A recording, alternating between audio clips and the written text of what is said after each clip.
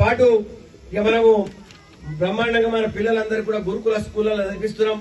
వాళ్ళందరికీ కూడా బ్రహ్మాండమైనటువంటి మరి ఉపాధ్యాయులను పెట్టి ఇంటర్మీడియట్ వరకు కూడా చదివిస్తున్నాము.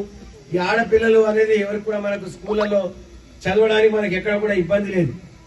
మరి అదే విధంగా ఇంట్లో ఆడ ఆడ సౌభాగ్య లక్ష్యం అని చెప్పి స్కీమ్ ఎవరైతే పెట్టేదో దానికి కూడా ఆడవాళ్లకు ఎవరైతే ఏం పని లేక చదువుకుని నిరుద్యోగులుగా ఉన్నటువంటి వారికి కూడా ఒక 3,000 రూపాయలు వృత్తి ఇవ్వాలని చెప్పి కూడా ప్రభుత్వము నిర్ణయం చేయడం జరిగింది.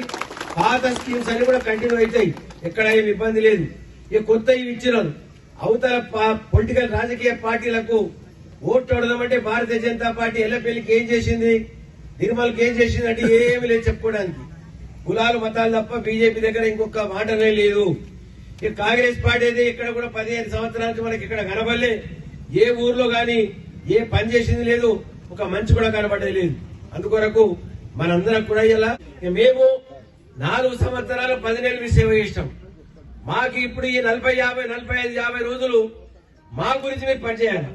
ఎందుకంటే మేము ఎప్పుడు తిరుగుతూనే ఉంటాం, ఏదో చేస్తూ ఉంటాం, ఎన్నో గ్రామాలకు పోతుంటాం, వస్తుంటాము. ఇప్పుడు మీ పనిగా మమ్మల్ని గెలిపించుకునేది కార్యక్రమం మీ చేతిలో ఉంది. ఇప్పుడు మనోళ్ళందరూ కూడా ఫోన్లు చేసి ఆ చుట్టుపక్కల ఉన్న వాళ్ళందరూ కూడా చెప్పి ఖచ్చితంగా ఓటేయాలని చెప్పి మీరందరూ కూడా చెప్పి మన ఊరు పేరు ప్రతిష్టని ఇంకా బలంగా ముందుకు తీసుకుపోవాలని చెప్పి కోరు.